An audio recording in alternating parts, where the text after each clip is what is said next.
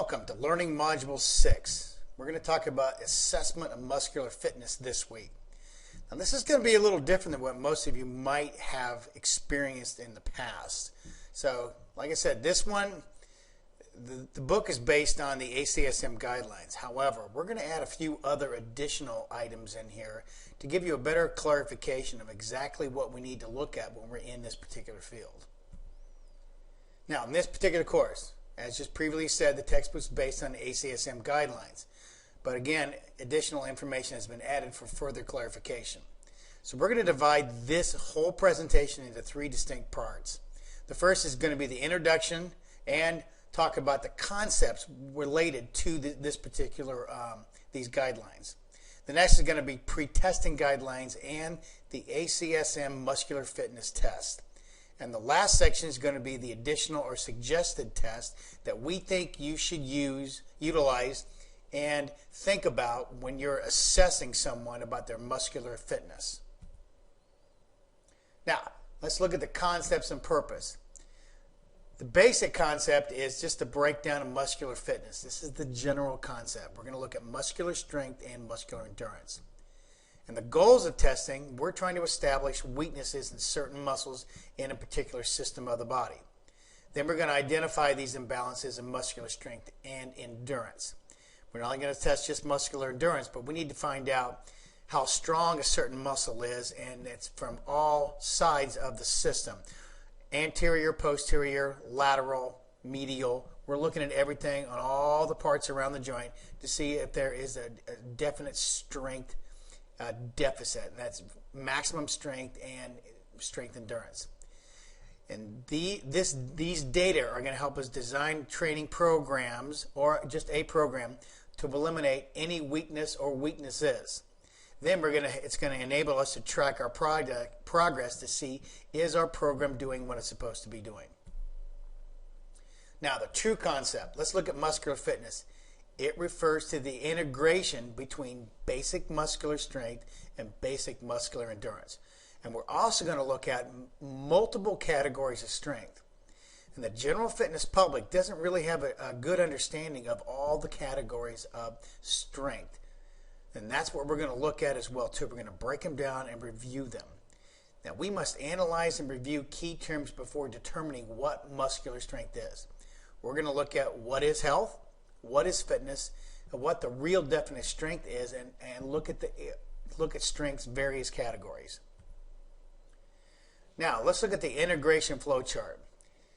Basically, we're looking at health. What is health? Well, basically it's the absence of disease. For us, we're looking at nutrition and physical activity.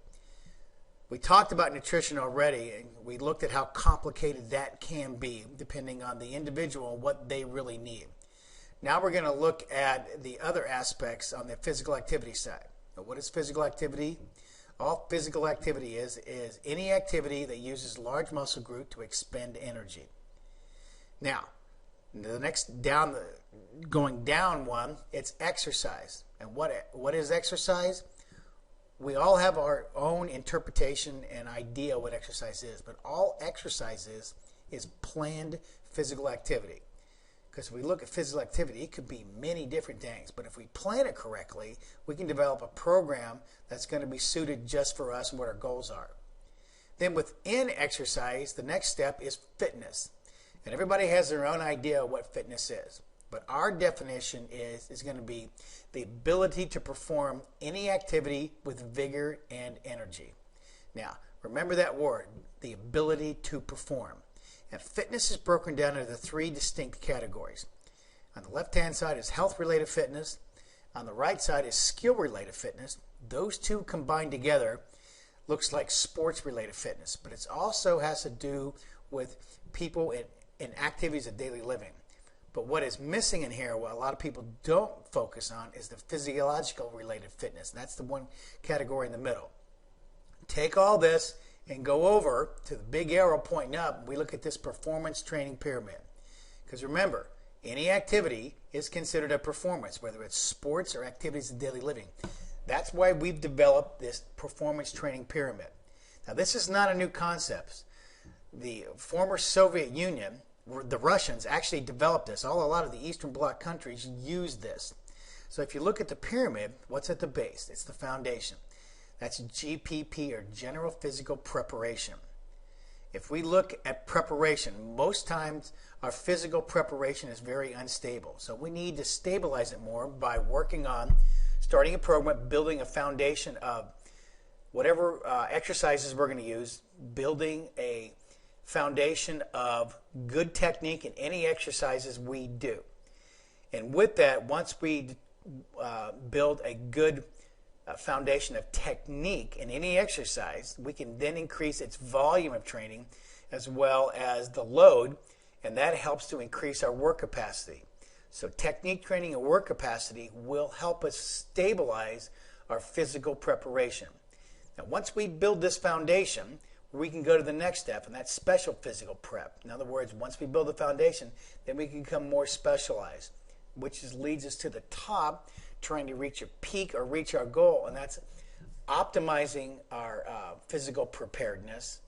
And that's what we're going to look at to reach our peak and reach our goals. So that's our integration flow chart. So please keep this in mind. Now, what is health? The basic definition is absence of disease. And there are two types. We have our positive health, and that's the capacity to enjoy life and withstand any challenges that are thrown at us. The negative side is it's associated with morbidity, which is the incident of disease, and premature mortality, which is death. So that's what we're trying to do. We're trying to be as healthy as possible so we can enjoy life and not get any disease. But if we do get them, we can fight them off with a number of different protocols to help us withstand those. Now, what's a more inclusive definition of strength? We're going to define it as a human condition possessing the following dimensions. If we look here, we have a hexagon, so we have 6 different parts we're going to look at. So we spend most of our, from early childhood all the way through adulthood, developing an education. We go to school and we learn as much as we can, about how our world operates, business, science, all kinds of things. And most of this is to develop a good occupation. So we do all this education to find that job that we like. We want to do something for the rest of our lives that we really like to do. And within that aspects, we learn how to socialize between school and our work. We learn how to socialize effectively.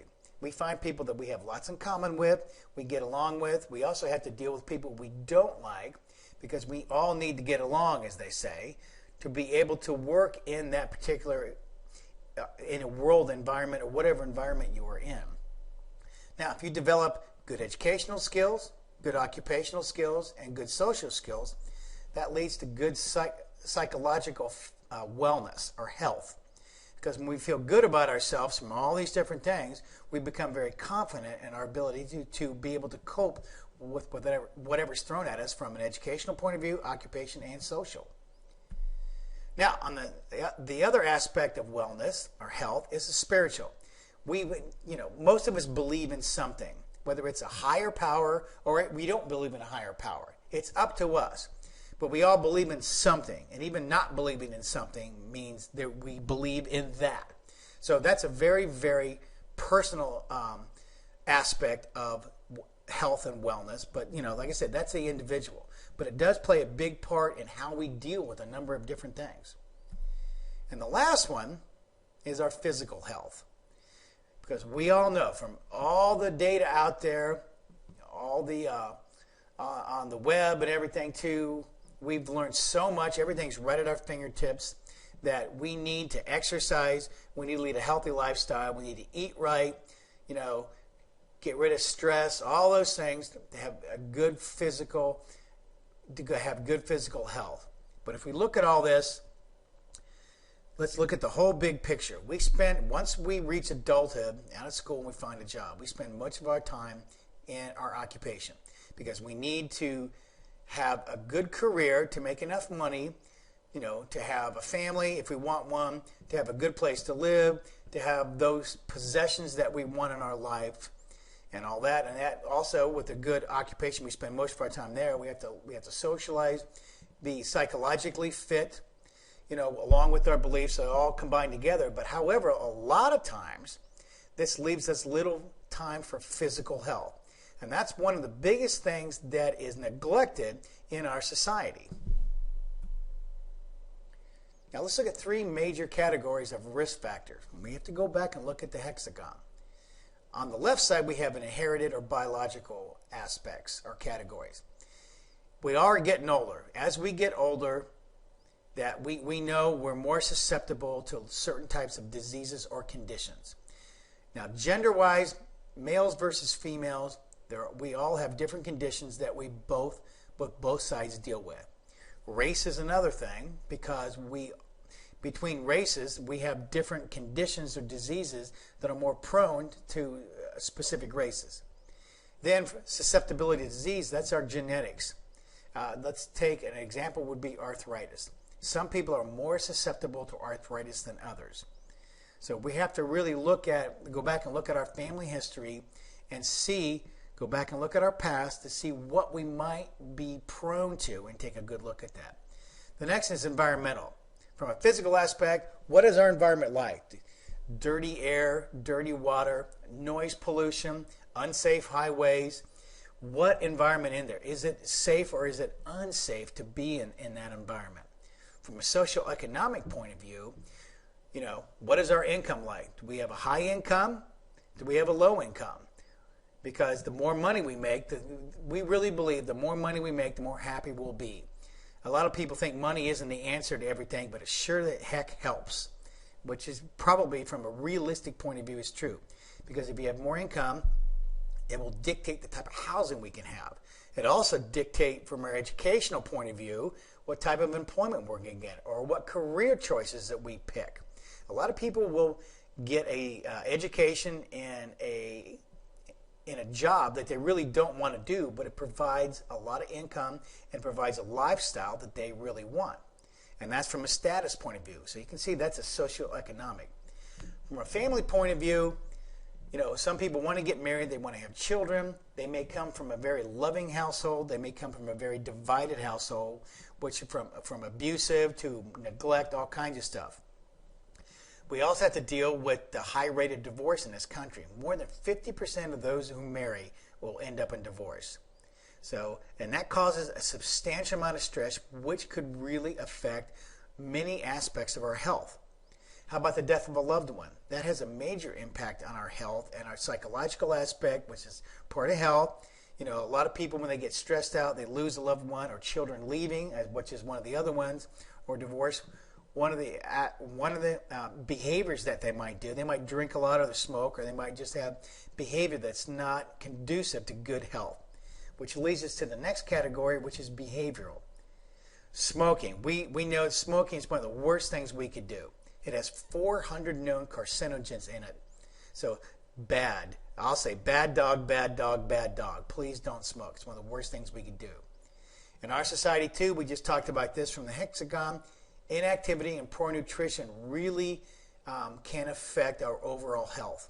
Drinking alcohol is a behavior because some people can handle a lot of alcohol and just walk away. Other people are more prone to addiction, and that goes over to the susceptibility to diseases. That it could be a genetic trait. Look at your family history. That could be a part of it too. Overuse of medication. A lot of people just want to check out. Alcohol could be considered a drug. It is considered a drug. So overuse of certain types of medication for pain and all that, or just to deal with certain conditions, could really affect our behavior. Fast driving. People that are really, really reckless. We get, we're people that are young. We get the fast cars. We don't care about anybody else. They don't wear their seatbelts. They like to live on that edge, which could be a problem and affect our health. And there's always that huge pressure to succeed. And that causes a substantial amount of stress. So we're always, trying to crush the other guy, to make it better, to move ahead, to fight off those people because you want to be successful. And that can cause a lot of problems as well. But our focus is going to be on increasing activity and optimizing nutrition. So let's look at physical activity and health.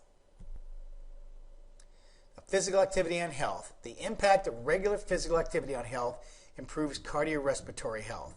That means if you have a strong, healthy heart, if you can increase the size of the chambers of the heart and increase the thickness of the walls of the heart, we can pump out more blood per beat, take that oxygen-carrying blood, the red blood cells, take that oxygen to all the tissues of the body and make it healthier.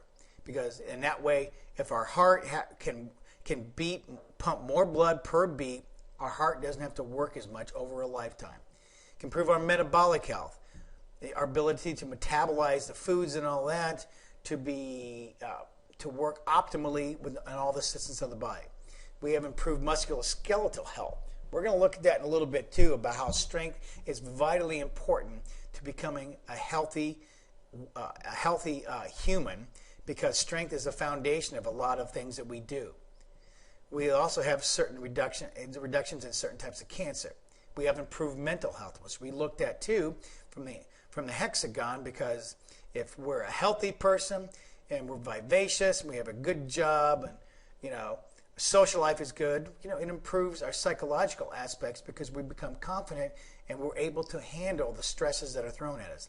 It will also improve our functional ability and overall reduction in falls as we get over. That means being stronger, which we just alluded to. Now our focus is going to be on improved musculoskeletal health here. So what is physical activity? Once again, as we just briefly stated before in our diagrams, that it's any movement of the body produced by skeletal muscles resulting in energy expenditure. And this isn't just exercising or sports, it's also in activities of daily living. That's why we always tell people to be as physically active as you can. Next, what is energy? Well, energy is nothing more than a capacity to do work. There are 6 basic forms. We have solar energy, which is our sun. We have light energy, heat energy, chemical energy, mechanical energy, and this is from human movement. This is the most mechanically efficient machine ever designed. We have a foundation that's our skeleton. That's held together, has joints, has an axial, appendicular skeleton. It's put together, held together by joints and ligaments to cause human movement.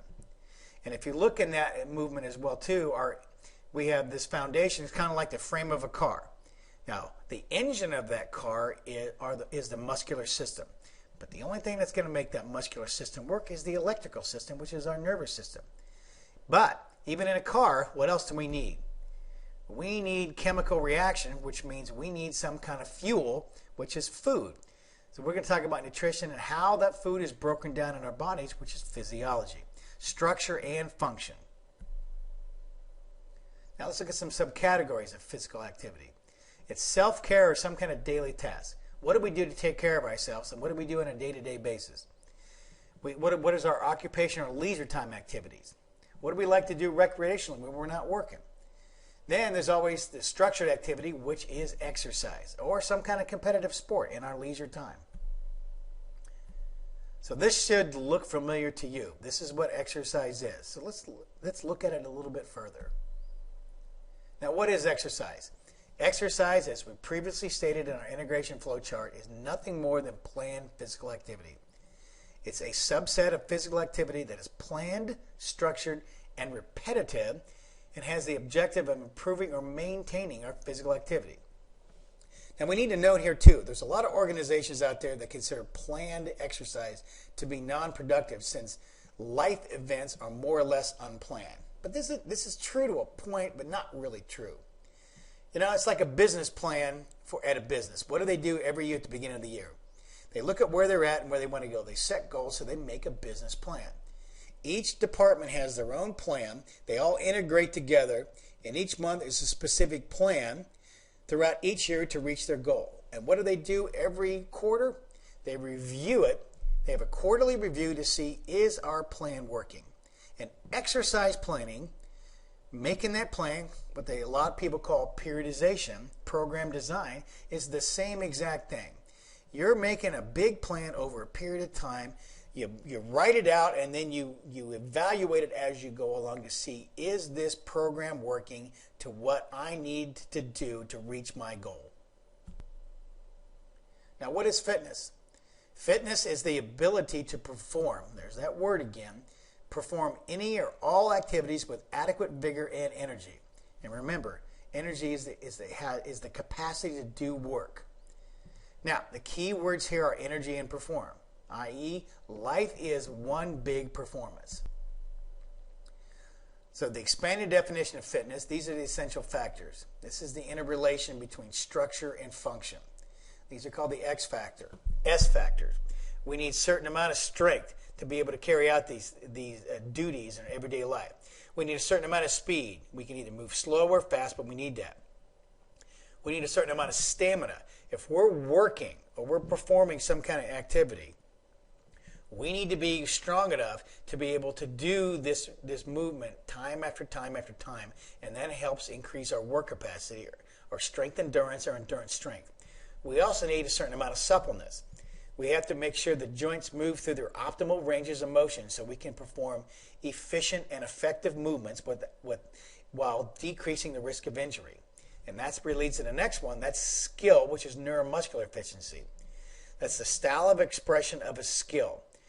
Like a good example is running or walking or even squatting up and down. Well, like I said, we all have the same basic parts, but it depends on how we're built. We're going to optimize a style of technique for that particular exercise so we optimize our efficiency to maximize the effectiveness of that particular movement pattern. And that leads us again to the structure. That's the somatotype. There's 3 different types of somatotypes, which we'll get into later, but it's the size and shape of the human body and how it's put together. Each of us are built differently. So, however we're put together, if we're going to do a certain movement pattern, we need to optimize our style of technique for any exercise based on our structure and our levels of strength. So that's what we have to look at too. We'll get into that later. The next and the last one is spirit, our psychological aspects. We've all seen people that are very dedicated to working out, and they're always positive, and they have a positive outlook. They're focused, they're confident. But what about those people that aren't? You see the people that don't want to go to the gym. They don't have a tolerance for any kind of exercise or pain or discomfort. They don't like to do that. So we see all these different types.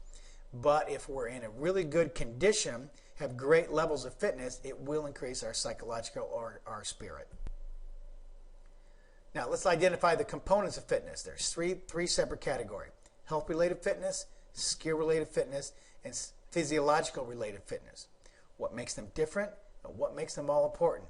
Because if we look over at the chart, we'll see that fitness is a part of exercise, and fitness have the ability to perform any activity with vigor and energy.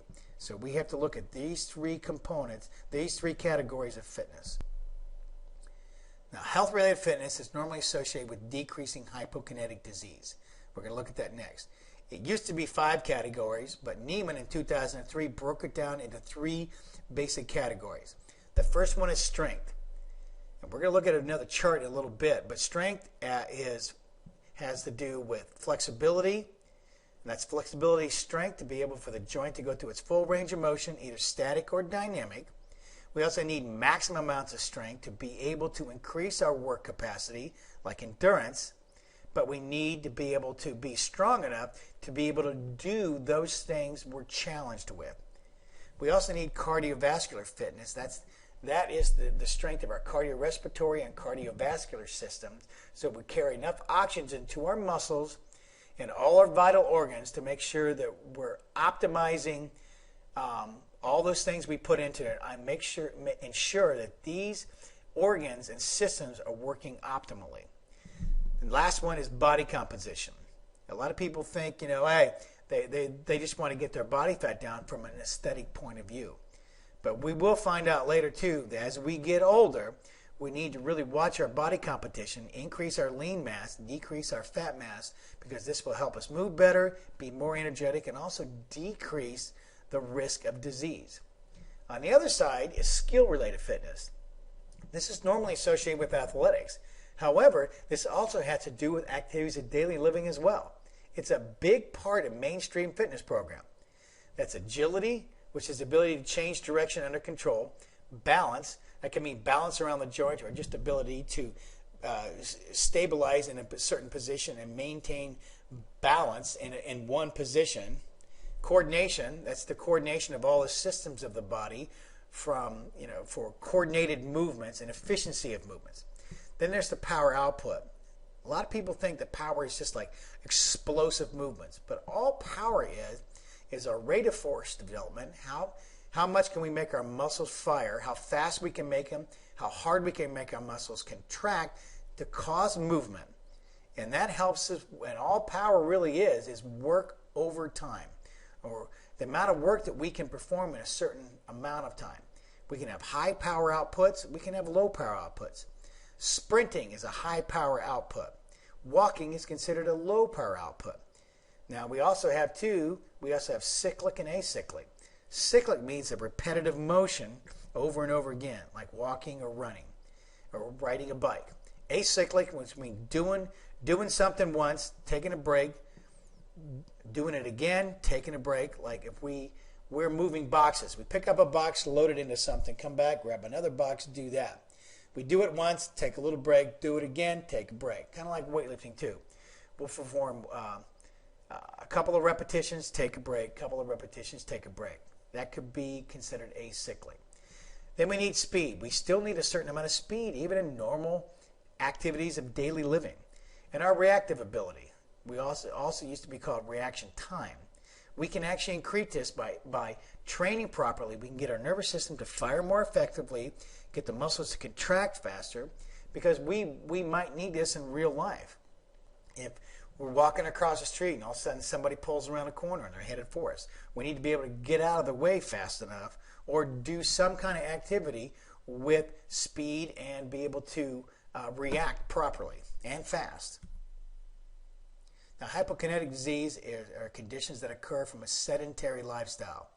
And some of these may include obesity, problems arising from not doing anything, having a sedentary behavior, cardiovascular disease, many forms of cancer, back problems. So if you're not sedentary and you're in the wrong position sitting on a couch all day or sitting in a chair all day, this could cause some back problems because some of our muscles they lengthen and some get shorter.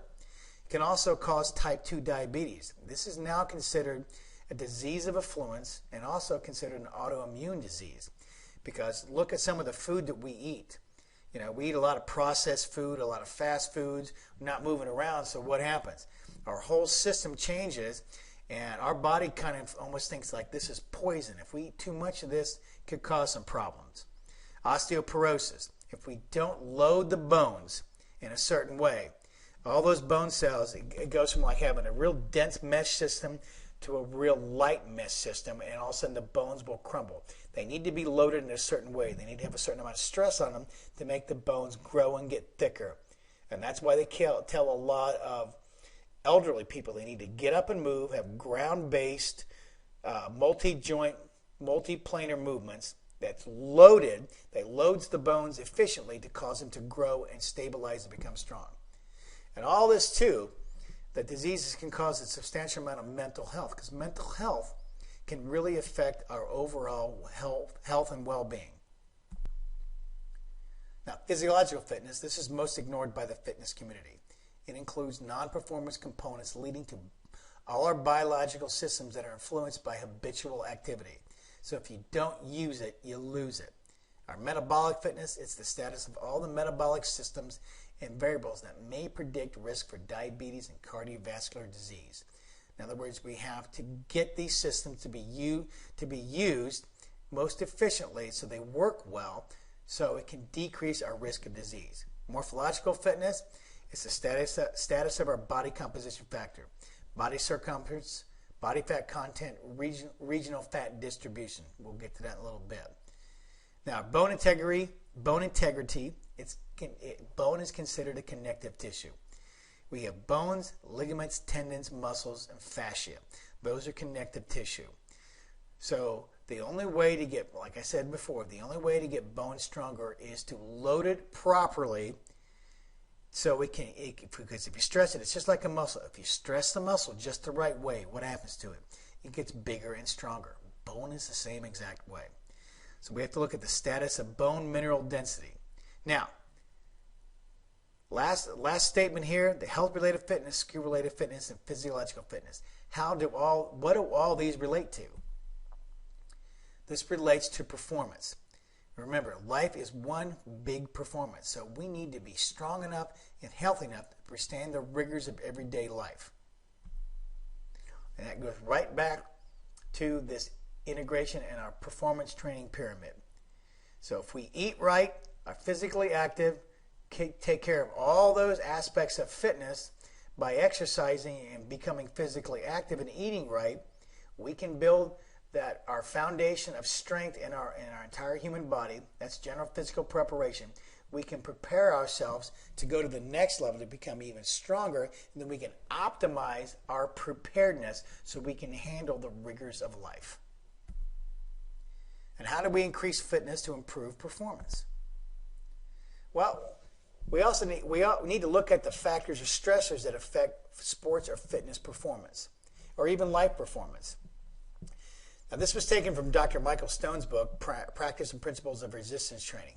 But it has a lot to do with everyday life, because sports-related fitness is a combination of health-related and skill-related fitness, as well as physiological fitness. So let's look at this. What affects performance? Well, let's start with work. If we're working too much, it can affect our day-to-day performances in everyday life. We get stressed out. We're working a lot. We go home. We eat the wrong foods, which is nutrition over here. We're tired. We don't want to exercise. It can affect our sleep as well. And how about school? The same thing. Causes a lot of stress. Takes up a lot of our time, and we're so focused on school, we don't get out and do anything. Our social life could affect our performance as well.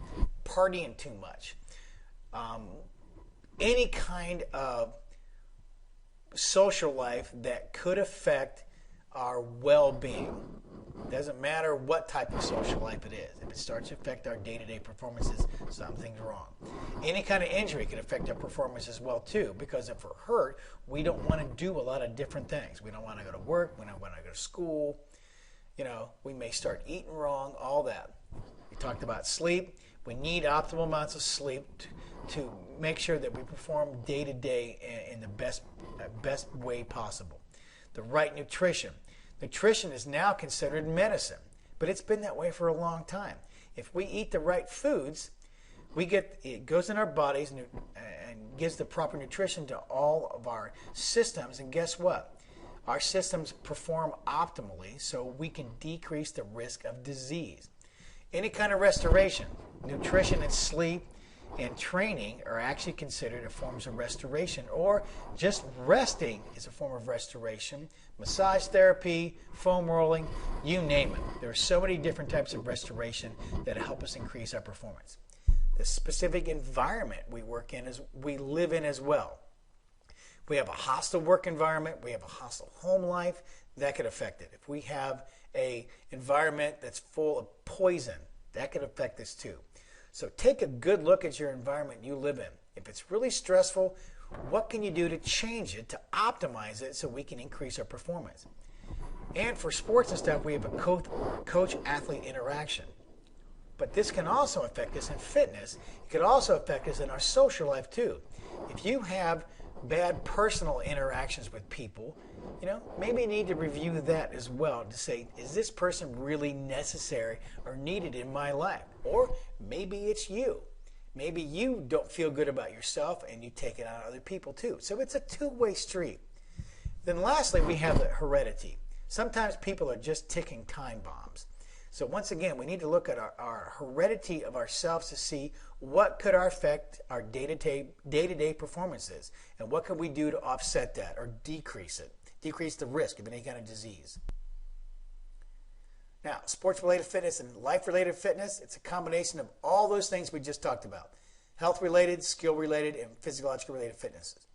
So once again, it's like the business plan. What's our priority? What's our goal? If you look at sports, once they get done with the season, they take a break after the postseason and review. What do I need to do for next season? So they make a plan. They have the off season, they get rid of any deficits, then they start preparing for the in season, for preseason. They're trying to reach a peak, and during the in season, they're trying to maintain that peak, and they'll vary the volume intensity of training or whatever they need to do to either maintain that peak or that certain level of performance or even increase it a little bit. Well, life is the same way.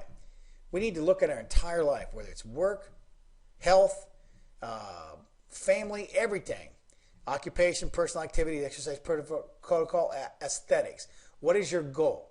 What can you do to plan to increase or make the performance better in every one of your relationships, whether it's a personal, it's a work, it's even your relationship with physical activity. That's a relationship, because if you don't really like it, you're not going to pay a lot of attention to it.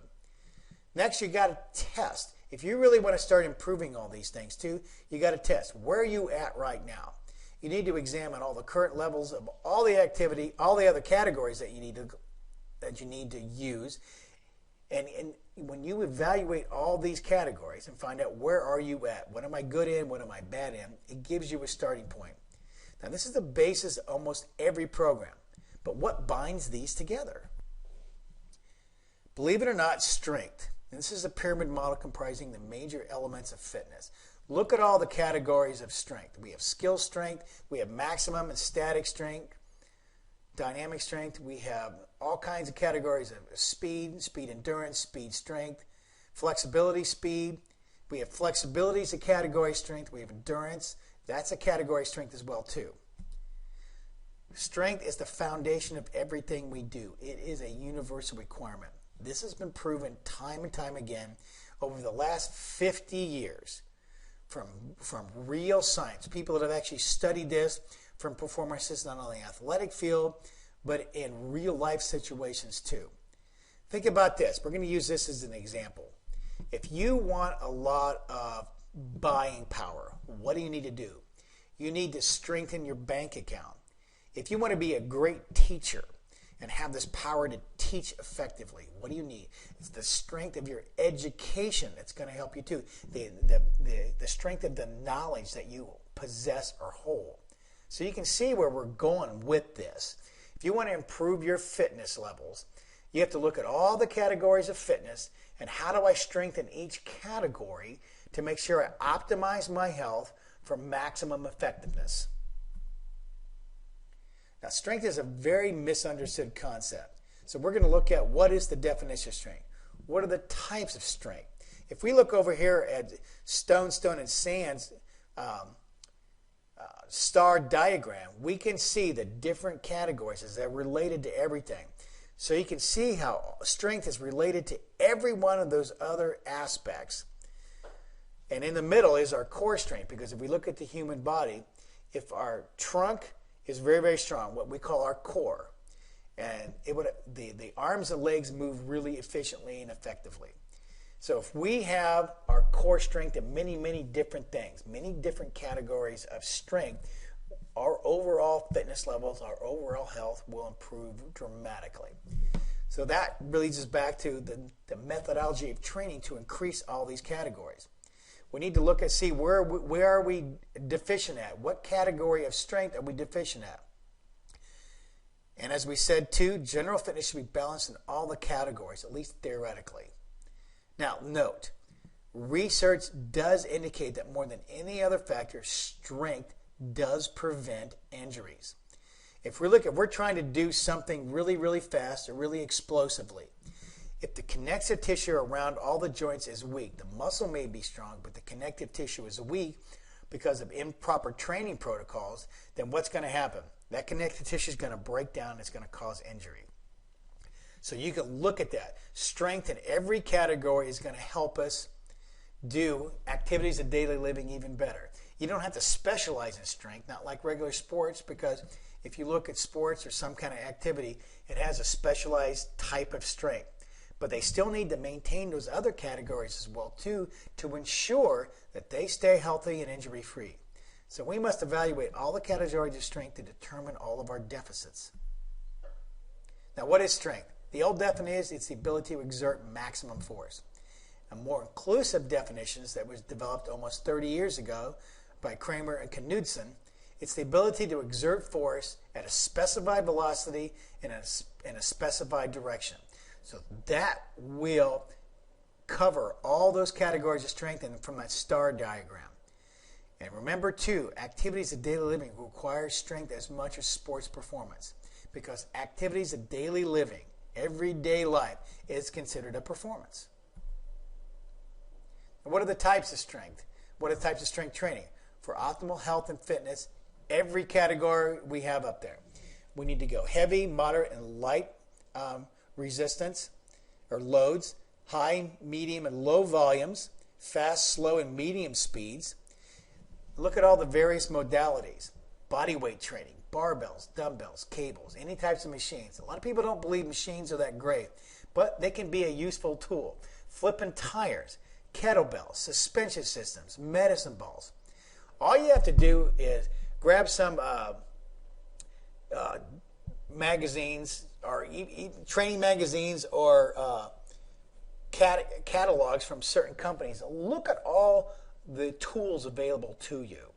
So my suggestion is, and what I tell all my students and all my athletes, build 2 toolboxes. One toolbox full of information and how to use it, how to use all this information correctly, all the science and the applied science, and the other toolbox full of tools. The right tool for the right person at the right time for the right job. Now this list is endless. It just has to be planned and implemented correctly. And don't forget skill strength and strength skill for all activities of daily living. You can just be strong, but you still, even in real life, you know, some of our activities need to have a certain type of skill to be able to do it correctly. So if you learn how to do it correctly, even just picking your kids up off the floor, picking up boxes and moving things around the house and all that kind of stuff, doing yard work. If you do it in the best possible position, the optimal position, you can decrease the risk of injury and increase the effectiveness of what you're trying to do. Now, aspects of muscular fitness for health. It preserves bone mass. It improves glucose tolerance and insulin sensitivity. It reduces your heart rate, once again, a stronger heart, and reduces your blood pressure response during submaximal lifting. It decreases risk of musculoskeletal injury. Once again, that's that strength, what we just talked about. Improves the ability for activities of daily living with aging. That's why they tell people, you know, a lot of people used to believe once I get older I can slow down. You shouldn't slow down. You can speed up. Get off the couch and go do something. Stay strong. All categories of strength. So you can become much more efficient at your day-to-day activities and live a longer, healthier life. You get better balance and decreased risk of falls when you're stronger. An example is that, look at babies when they first start walking. What do? Their feet are far apart, they're wobbling all over the place. But once they get stronger, their nervous system starts to develop, their muscles start to develop in the connective tissue network. Their feet go from wide to a narrow base of support and they can move most efficiently. But what happens as we get older? What do old people do? Their feet spread out so they get a wider base of support because they're unbalanced, because this balance strength, their strength balance, decreases rapidly along with their regular muscular strength, and then they start using canes and all that. So if we can do that, stay strong to continue with normal, very efficient, normal human movement, we can decrease these risk of falls as we get older. And also, as we stay healthy throughout our lifetime, it can improve our self-esteem. Now, for fitness and performance, for any kind of performance, enhanced muscular strength and endurance will improve our performance. Enhanced speed, power, and agility and balance, once again, will increase performance as well. So that it will also help reduce the risk of injury, improve our body composition, improve our confidence in all kinds of activities, and enhance our performance in most activities. That's what we're talking about. All these categories of strength from this star diagram. If we can increase or get good at every one of these, it'll enhance our performance in everything. Now, exercise intensity, intensity could be all kinds of things. What the load is of what we're doing, how fast we're doing something, the volume or amount of effort we're doing, the load, what types of strength we're using, the effort, load, and work. How much work are we doing? And we're describing the rate of work. How much energy is being expended per minute? So if you're going slow, you're not exactly producing a lot of force, and you're going slow, so that's a low power output.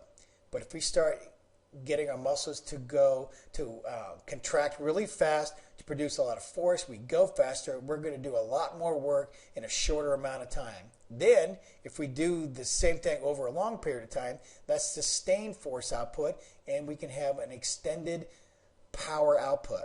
That's what we're talking about here, power output. It's the rate of doing work. And power is nothing more than how much work we do in a specific amount of time.